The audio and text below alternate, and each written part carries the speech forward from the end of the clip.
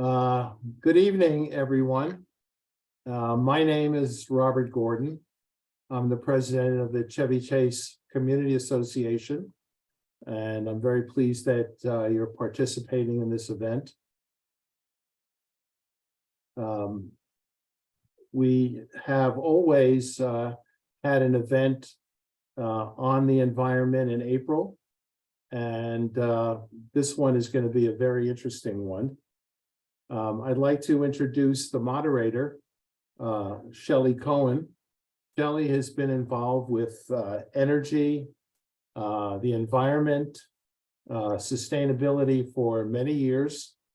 Her career goes back to the Office of Energy Policy at the White House. She has been very involved with in business with a company called Amoresco, where they do major energy projects in DC and other places. Shelley is a CCCA chair of our environmental committee, and she will be the moderator for this evening. So welcome, Shelley, and welcome, Jamie and Kurt. I'm going to sign off. And Shelley, you have a few announcements, Robert, that you wanted to add in about upcoming meetings?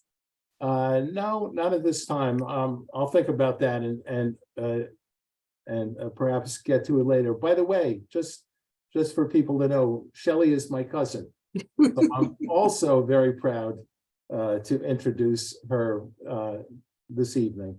So thank you very much, and take it away, Shelley. Thanks, cousin. I'm always proud to be doing wonderful things like this with you. It's such a joy and such a pleasure to be here today with the Chevy Chase Citizens Association and to bring to you our Earth Day webinar. As many of you know, DC is one of the leaders in the United States in sustainability and making progress towards reducing our carbon footprint here in the district. And we've put together a really exciting panel here for you today, where we're going to focus on things that you can do in your home or business to use green energy, to go solar, to bring in EV technology. And we're also going to discuss with our distinguished guest and Chevy Chase resident. Are you still a resident, or you grew up in Chevy Chase, Jamie? I am a Chevy Chase native. I'm no longer native. There's the word I'm looking for. We're going to discuss the district's sustainability plan and how you can participate, get your voice heard about what the district should be doing to continue towards a sustainable path for the future, not only for this generation, but for future generations of residents as well. So I'm going to kick off the program today by introducing Jamie Donovan, Chevy Chase native, and I'll let you talk about your work that you're doing with the District Department of the Environment, but you have this really incredible position now where you are leading the path forward on our sustainability plan for the district. So let you jump in now and talk a little bit about what you're doing and how people can participate in what you're doing.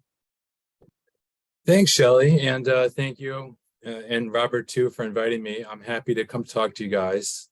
Yeah, Chevy Chase native, no longer live there, but my parents still live there, so it still has a close place in my heart, and I go visit regularly. So I'm Jamie Donovan. I work for the Department of Energy and Environment here in DC, and I'm working on our Clean Energy DC plan. So it's really an energy-focused climate plan. It's not the city's whole sustainability plan, but looks at sort of one element. And so I think what I'll do is sort of give a macro view of what's going on in the district and the policies we're looking at, and then our other speakers, I think, will really focus on what you as individuals can do to, reduce your energy use or reduce your carbon footprint. So I do have some slides, which let me just pull those up.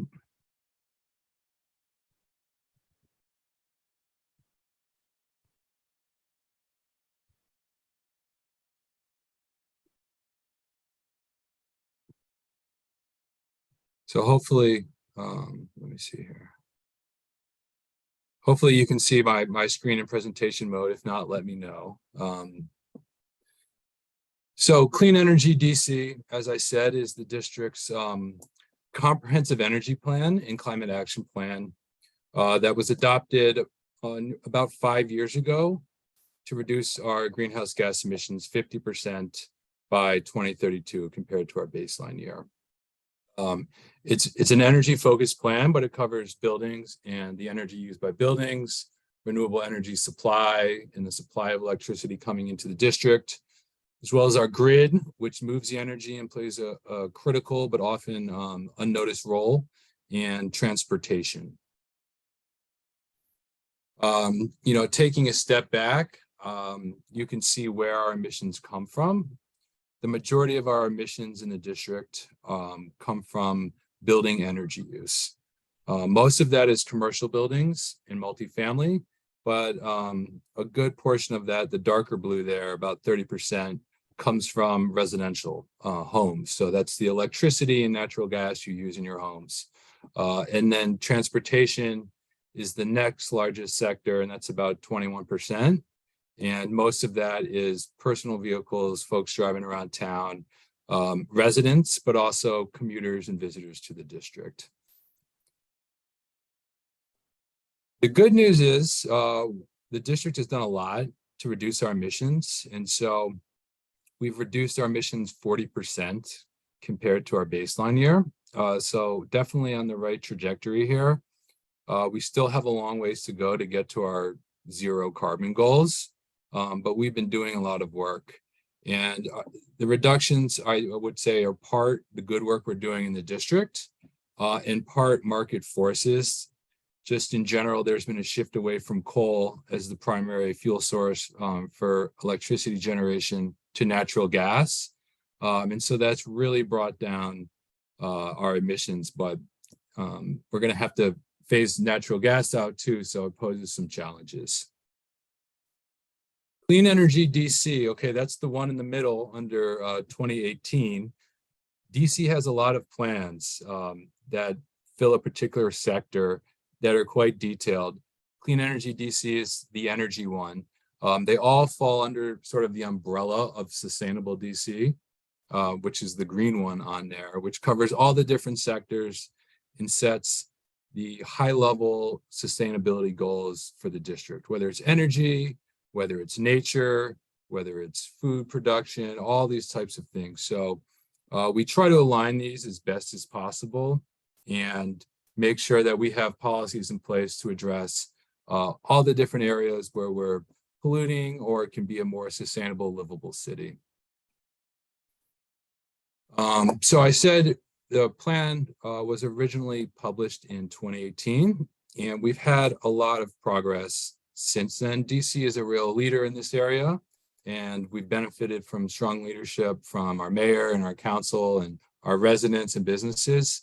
And so we've passed a number of laws, which I'll talk, I'm not going to go through all of them in detail because that might bore you a little bit, but we passed a number of laws to really implement policies that reduce our energy use in buildings, reduce our emissions from transportation, get more renewable energy on the grid.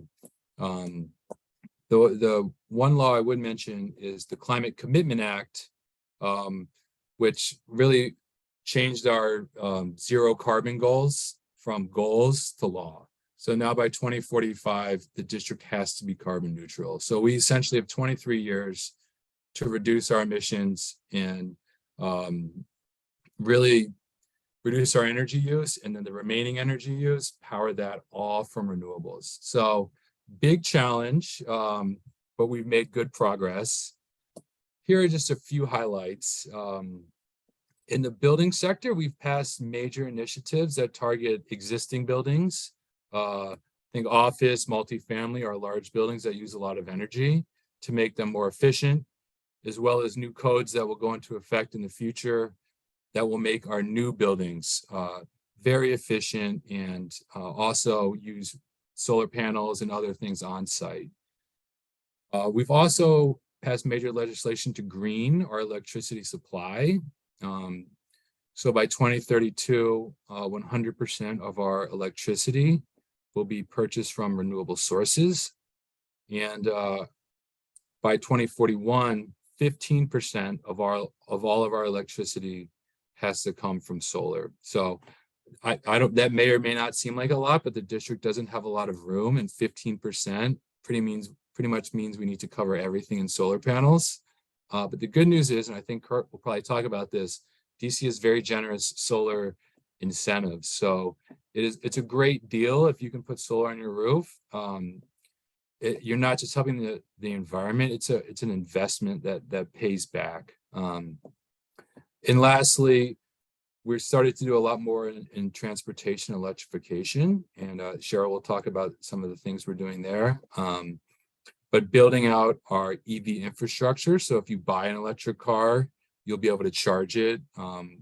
We got 17 million in federal dollars to help us begin this, but Maryland got money, Virginia got money, other states got money, and so we're building a regional network and hopefully a national network. So you don't have range anxiety when you go visit your in-laws somewhere that you're going to get stuck on the highway and have an issue. So we've done a lot, but now we're updating the plan to help us take the next step.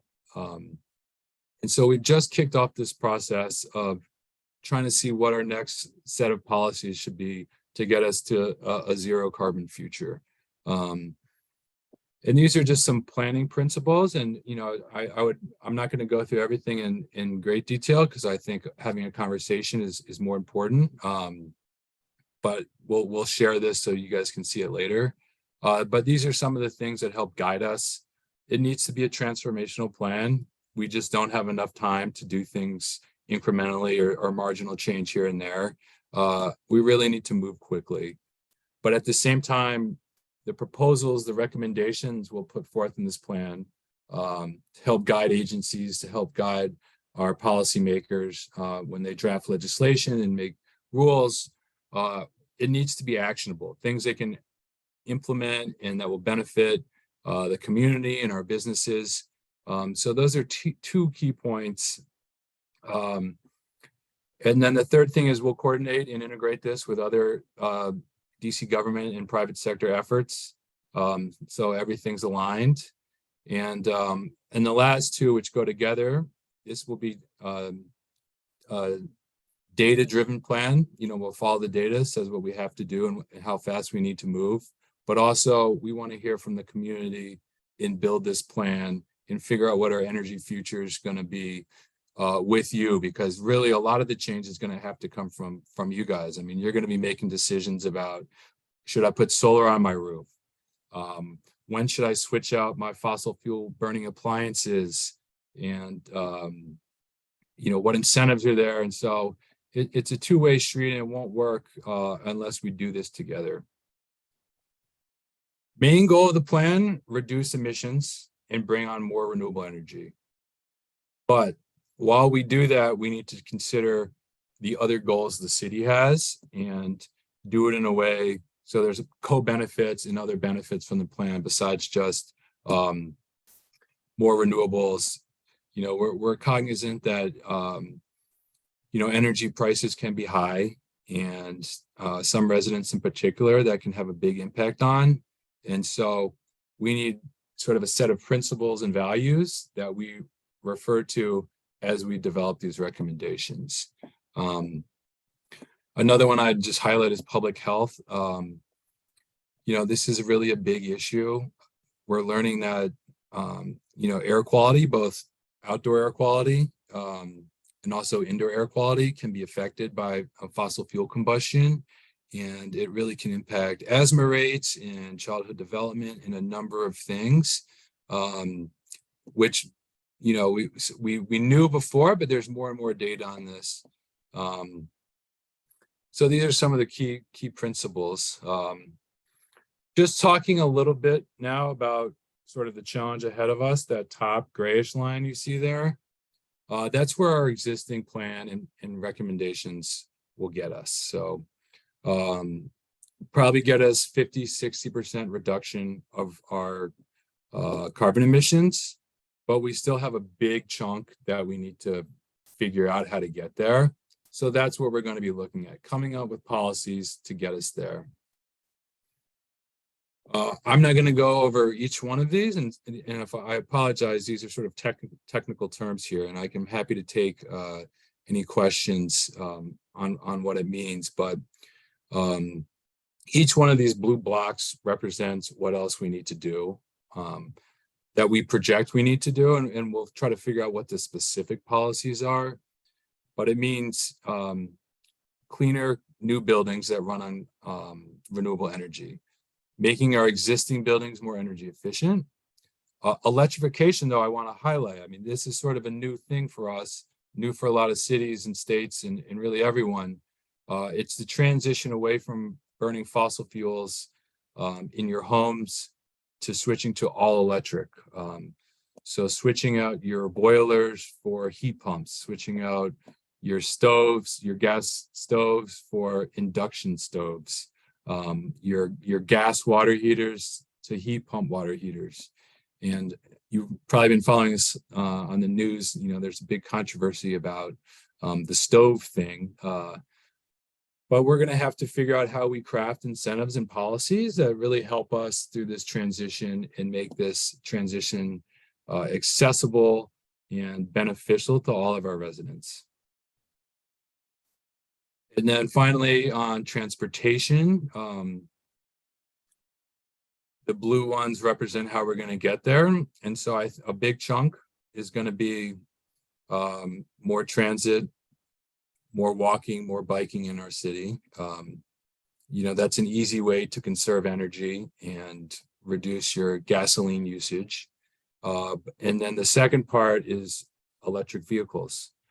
So this is electric vehicles that you have in your driveway or in your apartment buildings, figuring out how we can get those into the hands of our residents, how we can get them charging infrastructure, and then electrifying our fleets and public vehicles. So our buses, all the sort of municipal vehicles need to be electrified. Some of those are harder to electrify than others. The heavy duty, think, you know, your trash trucks, a little more complicated, but it can be done. So I think in conclusion, I would say we're developing sort of the next generation of policies that are going to guide us. And, you know, any of your input it would really help us figure out what your priorities are, what your concerns are, or if you have specific ideas on projects or policies you think we should consider.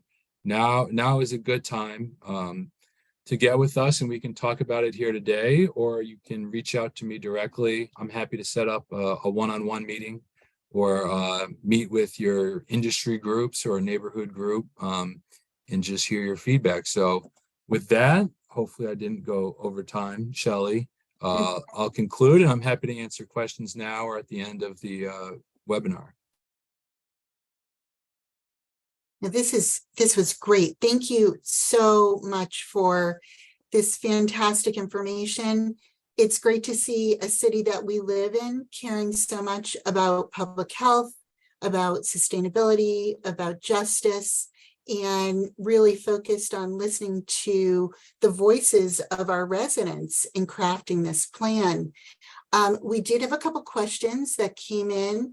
Let me throw one out here, and let me say for everyone, this session is being recorded. So if you do want to refer back to this, all the panelists will leave their contact information. But if you do want to refer back to this, this will be on the CCCA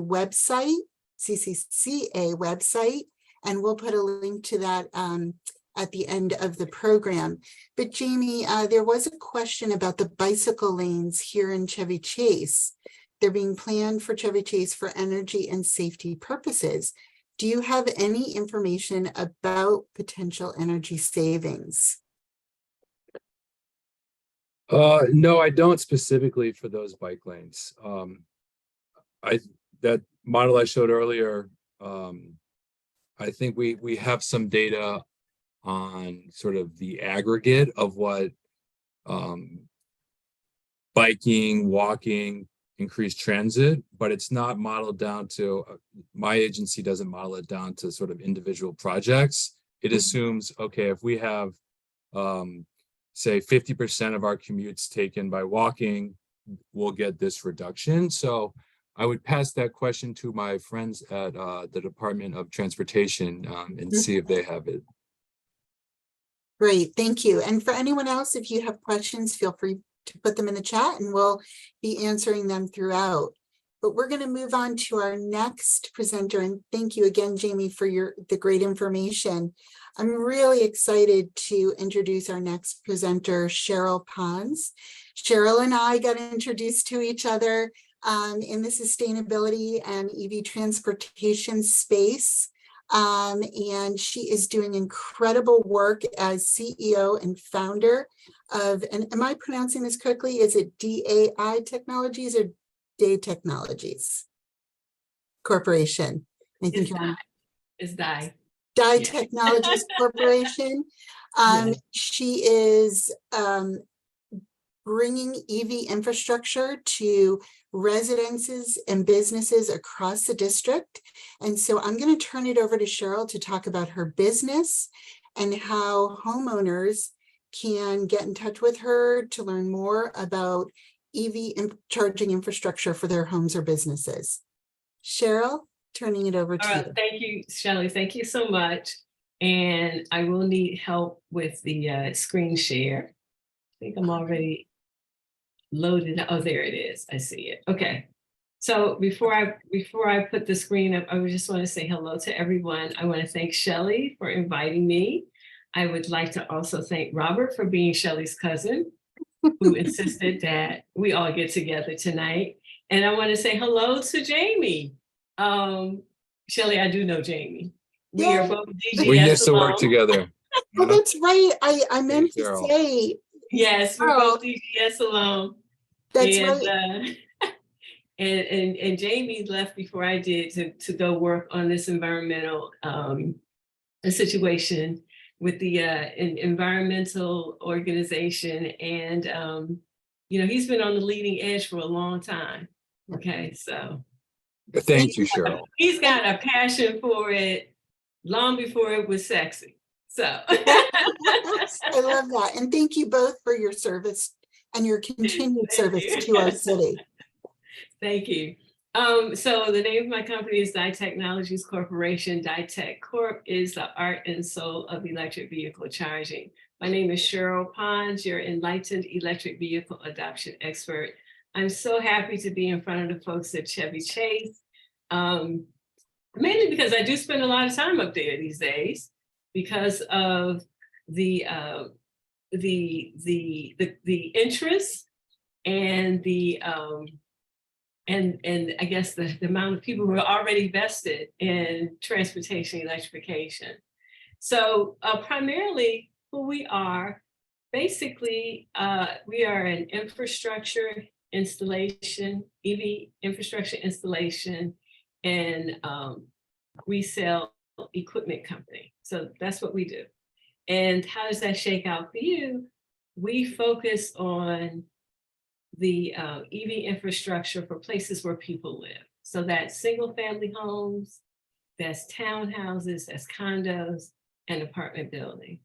We don't make the distinction because the level of service that the residential market requires is a little different than the pure commercial market, because the experts are not necessarily the folks who are purchasing it. And it requires us to do a lot of education in the market. All right, so I'm gonna go ahead and get started. All right, so we were established in 2018. And a lot of people always ask me, well, how did you get involved in this business? Well, I will say I am a native Washingtonian, and I participated in a science fair in the 8th grade many years ago. And I lost to the guy who built the robot, but I created a thermal solar panel and I proved out that the sun actually can heat a home, okay? So that was the gist of it. And I had a whole write-up, and the guy with the robot, he didn't write up anything, but everyone was fascinated with it. But that's all right. It was a citywide fair. I came in second, and I continued on and studied in mechanical engineering. And I've had a host of careers, including an engineering career in manufacturing. I worked in economic development and corporate banking, and now I'm back in engineering to a certain extent. So I said I was going to leave the industry and never come back to it, and I'm right back in STEM. So that it doesn't get away from me. Right now, my firm is a licensed general contractor, and we've had the pleasure and the privilege of participating in Clark Construction's Strategic Partners Program. We're a member of the ACOR Accelerate cohort. We are also a member of the seventh cohort for Delta Climb. That's an accelerator, clean tech accelerator from Vermont, the state of Vermont. And we are also grant winners. All right. So this is pretty much how we came to be. And it started with us leaning in on our expertise as problem solvers, technical problem solvers, and also leveraging our technical experience and expertise that's fundamental to installing an EV charging station. A lot of folks would be surprised that there are many companies out there that do not have ownership that even know how to install EV charging stations, right? Or don't really grasp what it takes. All right. They're not always going to be electricians. They're not always going to be engineers. So that's one of the things that as a consumers probably want to look out for. And I definitely want to make certain that the electricians are licensed. Now, with most residential projects, you don't need a licensed engineer.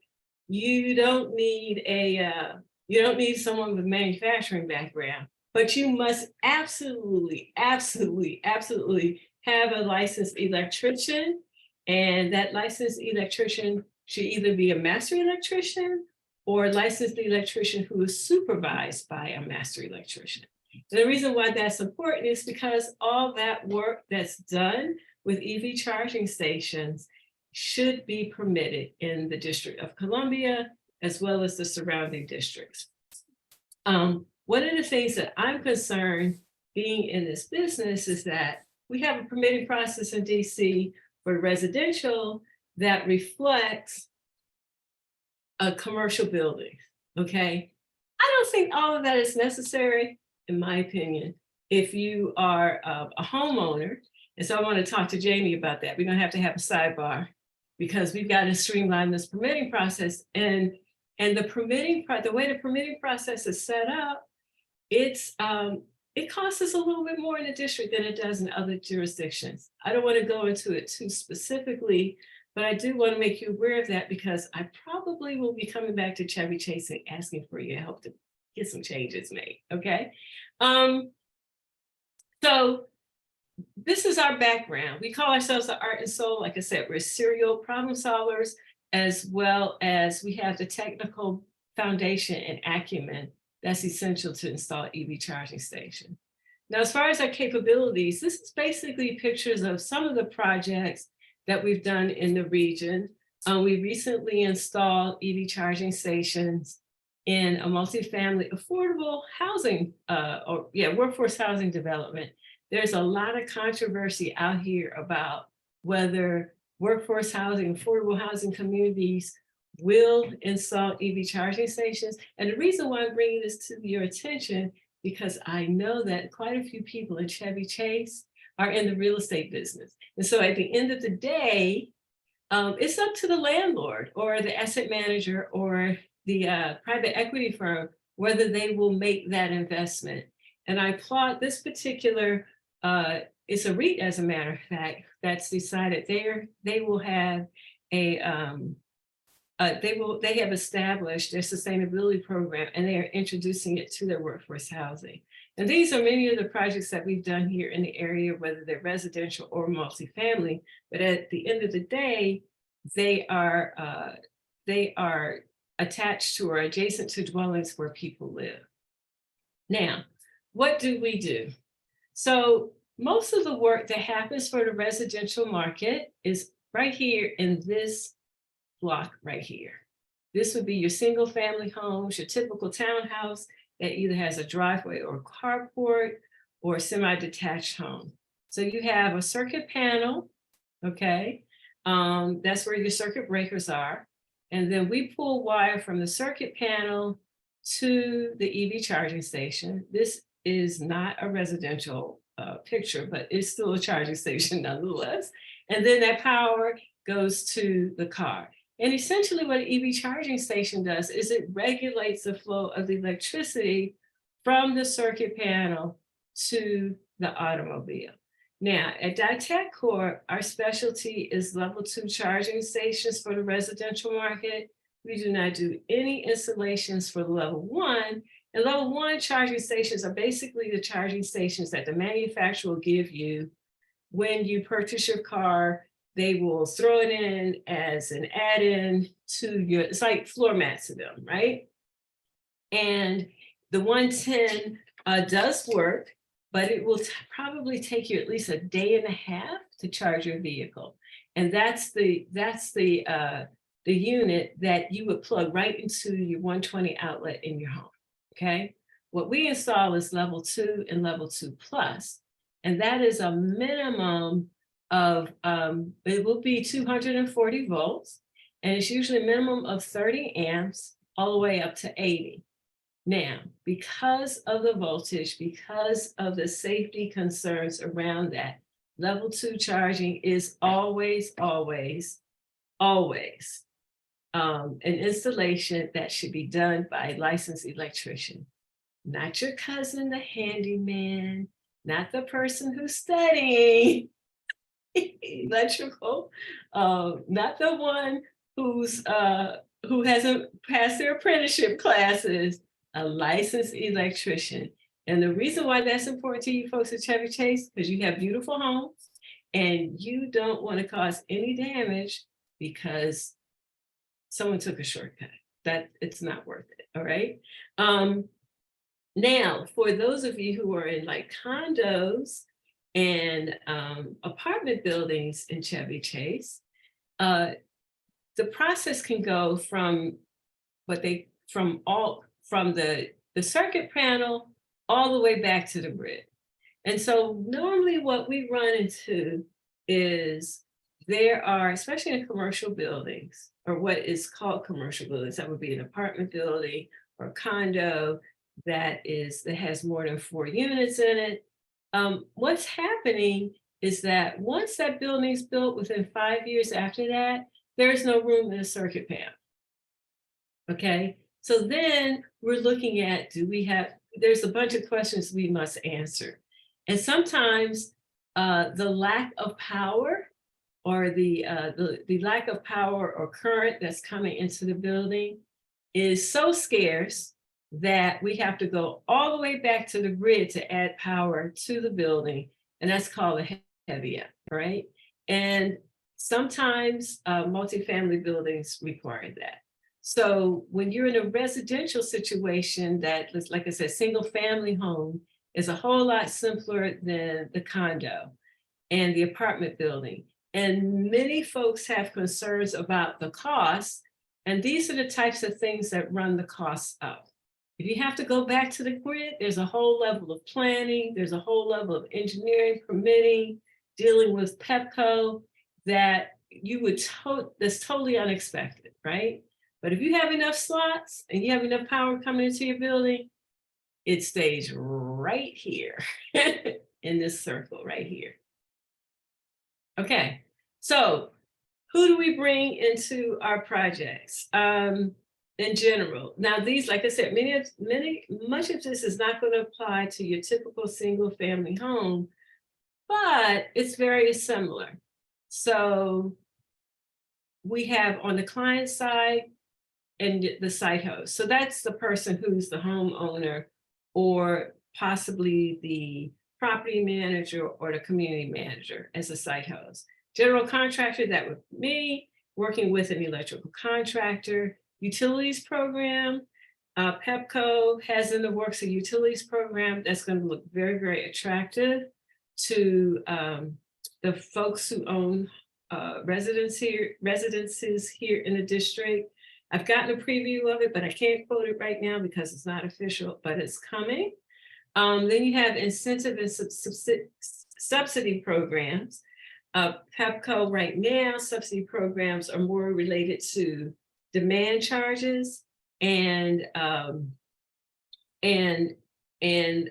we're hoping that they will expand it to get rebates on the purchase of smart EV charging stations. Now, in some cases, and this is where it gets a little different for the commercial market, sometimes we have to involve civil engineers. Sometimes we have to involve electrical engineers and site work contractors, depending on how much digging we have to do. And of course, we always want to keep in mind that there are opportunities for workforce development. So where we can bring in helpers that are, from the local communities, we always do.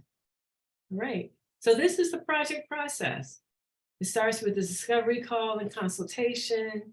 And for the homeowner, it's basically a walk around the home, take some measurements, check out your circuit panel, and make sure that you have the electrical service from the utility, and take a few pictures. We write up an estimate. You agree, we do the installation. As soon as we're done with the installation, you can power up your car, immediately. We always love to take a video, because it's great to see adults act like it's Christmas. Like, the first time I went, they're like, oh my gosh. We call it first charge, and it's a lot of fun. Everyone likes to participate. And these are the companies that we have strategic relationships with. The ones with the stars are the companies that we work with for our pure residential solution, or pure single family home or semi-detached for folks with their own private parking. Okay, we're a certified company on the national level. We do have a few local certifications. And this is my last slide. I would appreciate if you guys would jump on this QR code. It is a survey, and it gives us an opportunity to capture some information about where you are in your understanding about EV adoption beyond electric vehicle charging, but also like the national strategy and whether or not you've heard of certain programs that are coming to your community. And that is pretty much it. Did I cover the bases, Shelley? This was wonderful. This is perfect. And we have a question that's come in about, have you installed public EV charging stations and specifically curbside chargers? The person asking the question said, we do not have any public EV chargers in Chevy Chase. And DDOT has a new permit to allow curbside installs. So love to learn more about that and what your experiences with that. Okay, so I can answer that question. And the reason why you haven't seen them is because there are two ways to go about curbside parking, right? DDOT has made it so that a permit is not required if you go 120 volt, and you basically, it's similar to pulling an extension cord from your house to your car, right? And then you have to have a special type of mat so that your cord does not create a tripping hazard. Okay, it conceals the cord. Now, that one's easy. Okay, but the problem is your car will be charging for a day and a half because it is a 120 volt, right? Now, everyone knows about that one, but it does not, but level 2 charging stations do not qualify. Now, DDOT has a permit process for level 2 on curbside parking, and it requires an extensive permit, including buy-in and sign-off from your community, your neighborhood, okay? And I guess you'd have to have the ANC involved. And you have to go through a permitting process with DDOT. Now, I have not done that with my customers when I explain the differences, because they always approach me and say, oh yeah, DDOT will let us do it. When I explain the two different processes to them, and I hand them the information around the DDOT permitting process, everyone backs off. And it's one of those things that require, I would say it's no different than getting a dog park in your community. Or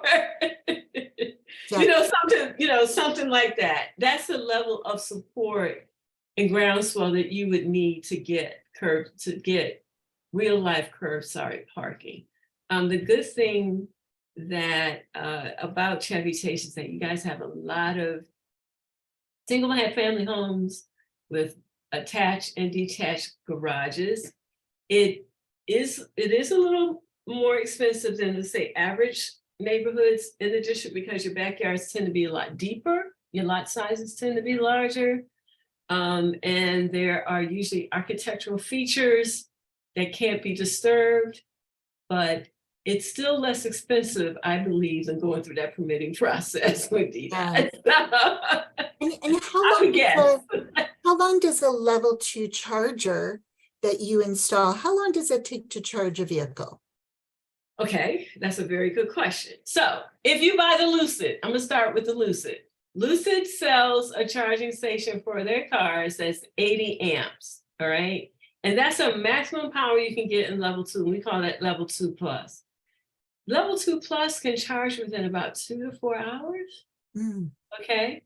Then you have just regular level 2 at 50 amps, okay, which would be like a charge point equipment or an LX or wall box pulsar 50, and that will definitely charge a car between 4 to 6 hours. And then you have in the lower ranges, more suitable for Bolt would be, well, Bolt also provides their own, Chevy Bolt, they provide their own charging stations, but so, like between 30 and 40 amps, would take about 6 to 8 hours. So the charging stations essentially for the at-home charging station, they're designed for you to charge in the evenings when the peak load goes down after everyone comes home from work. The cities have closed, shut down for the most part, and all that power can go into everyone's, and not all of it, but a good portion of it can go in your home and power up your car. Well, this is great. Thank you for this very valuable information. I'm so excited to look into this for my home, and that's my next endeavor is to go completely EV. So I'm really thrilled to have you here tonight. Thank you so much. Thank you. We're going to move on to now learn about solar. So you could actually charge your car charger and your home using solar energy. I'm so thankful to have my great friend Kurt Zwally here tonight. Kurt and I go way back, 30 years maybe. We've been working on sustainability and solar issues together. And I really appreciate the fact that Kurt tells it like it is. So, if you have any questions about solar and installing solar on your home, and of course, about the great incentives around solar. As Jamie said earlier, the district has been very generous and is really supportive of trying to get homeowners to install solar on their home. So Kurt, let me turn it over to you to talk a little bit more about solar and your company, Sustainable Energy Systems. Thanks, Shelley. Yeah, we've known each other a long time. I like to say, since we were puppies in the early days of our career. Your cousin, of course, thought I meant when we were little, which I could see from what I say. But yes, and I also will say I've known Shelley since before I thought this was possible. I often talk about how when I was an early in my career in climate change and sustainability, I was all about other clean energy technologies. I was like, yeah, solar, that'll never happen. I mean, it works, but like it'll always be too expensive. And I just am so grateful every day to get to work on this one roof at a time. And it's actually very affordable in Maryland, which is not as strong a leader as Maryland, as DC. DC is one of the leaders in the country for solar. Maryland's a great solar state. I'm from Maryland. I love Maryland. I love DC, but DC kills it when it comes to solar, but even in a state like Maryland, it's very, very affordable. In DC, the incentives for solar are so good when your home is sunny enough, unlike our poor host whose house is not quite sunny enough. But that's a different story. When your home's sunny enough, the systems pay back very, very quickly. I started in solar and a little after Shelly. Shelly worked in the industry for me. I started in 2014 and I work for a local Maryland company. And I'm not going to go on about how awesome our company is, which I do think it is. We're based in Frederick, but we do a lot of work in DC. But what I'm going to talk about, oh, I forgot the screen share. Sorry, is incentives for solar. Everybody can see that, right? Shelly, yes. You shake your head. Okay, great. Great. The incentives for residential solar. And as we heard, the district is a leader in solar. The combination of strong federal and local incentives make solar very affordable. Systems pay off in 7 to 9 years or less when you finance them, but they pay off even faster, which I'll show you a real example when we get a little further. But the first incentive we've had for a really long time, it's gone up and down, and thanks to the over the years, but it's a 30% refund on your taxes. I'm not a tax professional, but it's money that you would normally pay the feds. It's not a tax deduction like if you give to charity. It's money that the feds would pay you back as long as you have that tax liability.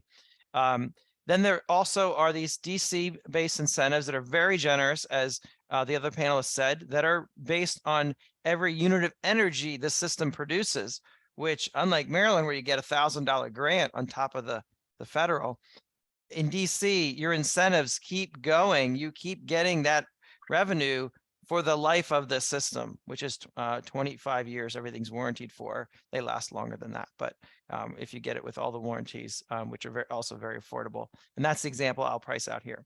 And as I mentioned, a lot of solar companies like ours, everybody has zero out-of-pocket loans. Not every homeowner has a bag of money sitting around. I don't have a bag of money sitting around. When I first went solar, we did finance it.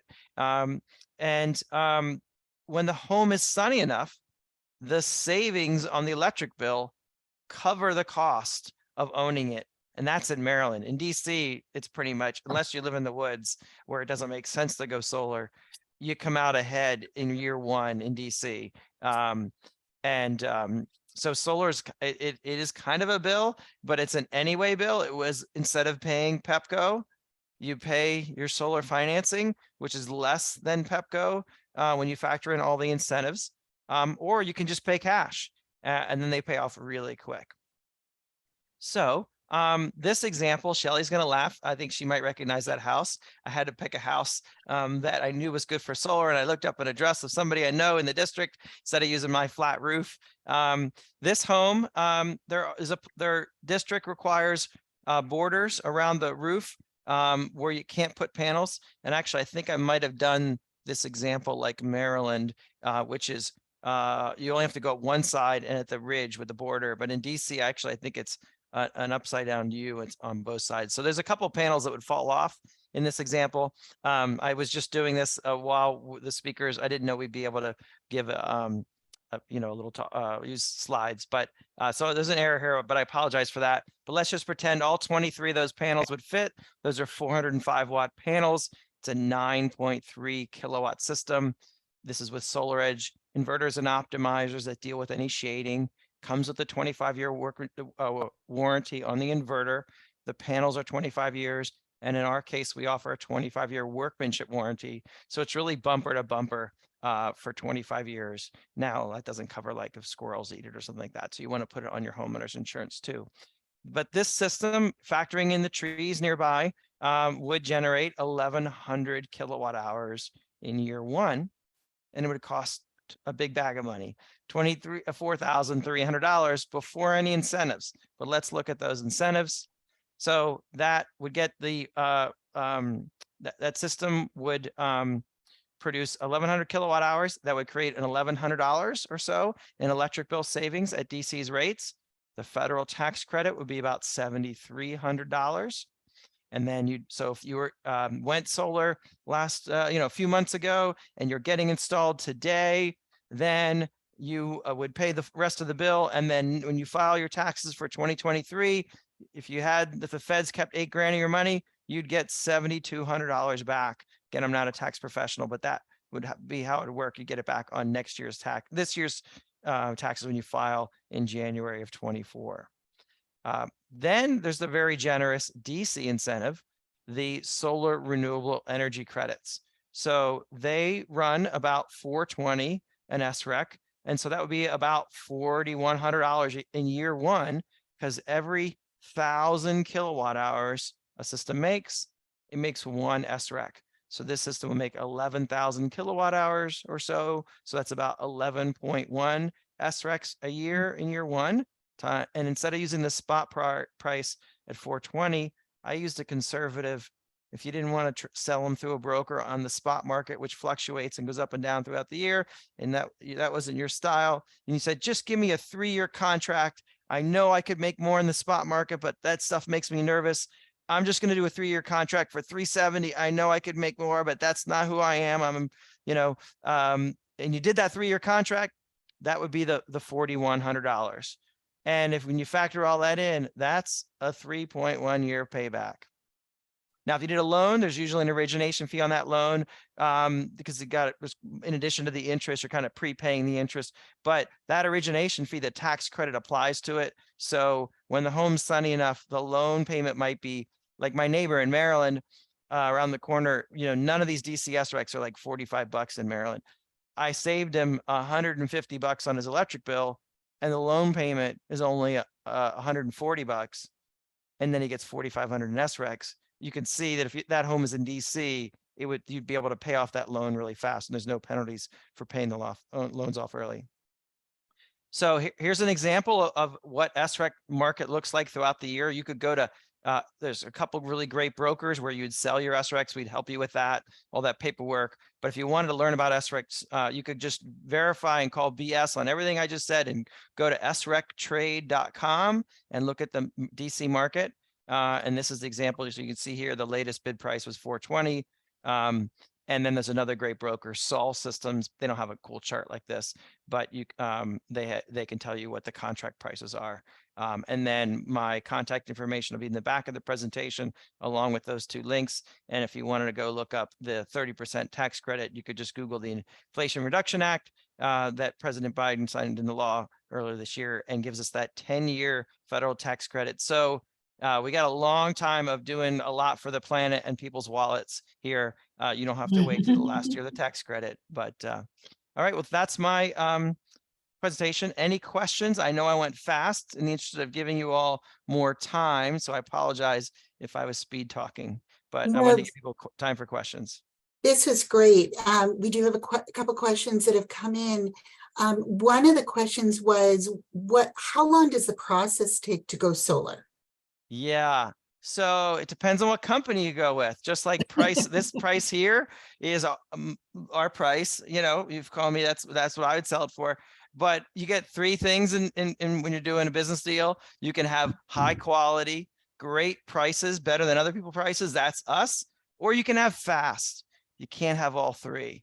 So there are companies out there that are way faster than us. Typically, there's approvals from the utility, a fast company who maybe doesn't have enough work for their installers. I'd be a little nervous about that. Maybe could get it all permitted in like a month from signing. I'd be a little skeptical of that. A good company that's got a good amount of work and is busy might be like, 3 months. Last year, there was so much work that came out of COVID on this. We had been growing 50% a year. We almost tripled last year. So we were running like 8 months. I tell people, usually tell people 8 months and it ends up being, I would tell people 6 months and it ended up being 4. I told people 6 months and it was 6. So I'm telling people 8 right now till it gets turned on and everything. So it's not a fast process, but there's plenty of companies out there are faster than us. Yeah. So it depends on who you go with. Sorry for the long answer. And then another question that came in was, are there certain panels that you recommend? There's a lot of panels in the market. There's domestic versus international panels. How do you spec those, and do all panels have 25-year warranties, or is it just some panels? Great question. So I think we'll start answering with that last one. And if that was a softball way into to an answer, Shelley, I thank you. Every panel that you should only consider panels. I don't know what the junk is on the market, but every reputable panel manufacturer has a 25-year period that they warranty the power output for. But then they'll have a defect warranty, and the typical in the marketplace is 10 years for defects. How do they warranty it to make power for 25 years but not cover defects? So I'll maybe paint a picture. This has never happened, but they're going to warranty that it's going to make, like, the typical panels are 82% of the year 1 power in year 25. The ones we sell, REC, 96% in year 2. So we sell a premium panel, but I'll just stick with the basics of the way this warranty works across all companies.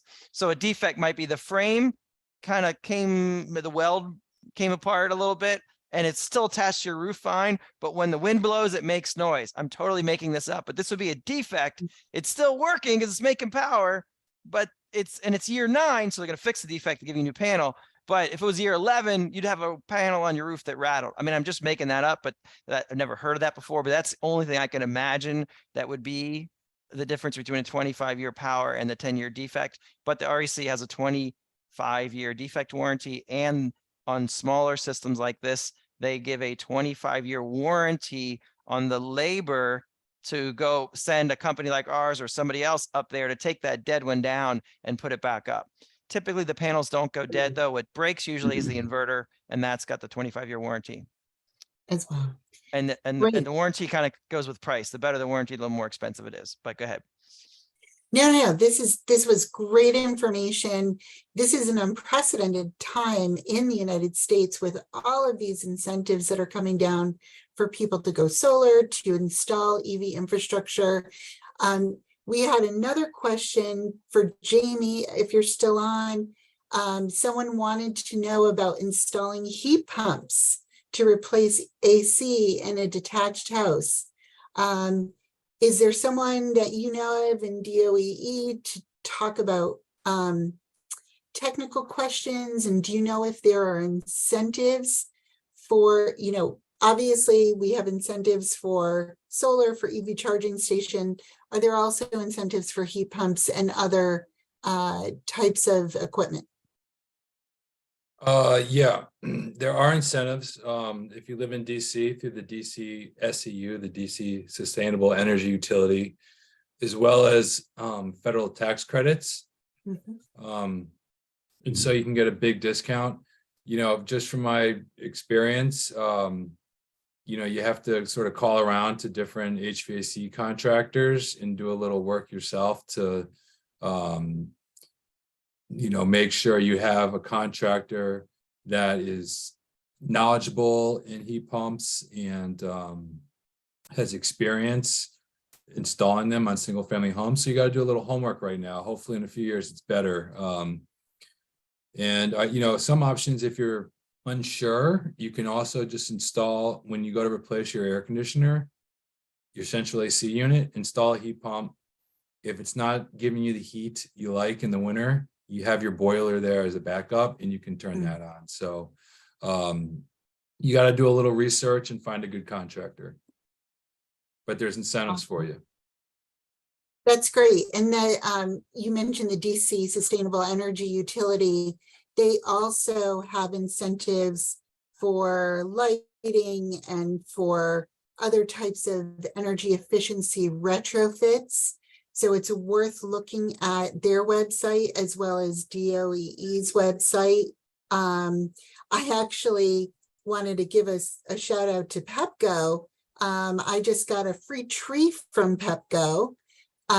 They're using trees and the shade from trees to talk about the cooling that it brings to homes and helps in reducing energy demand in the summer and the winter.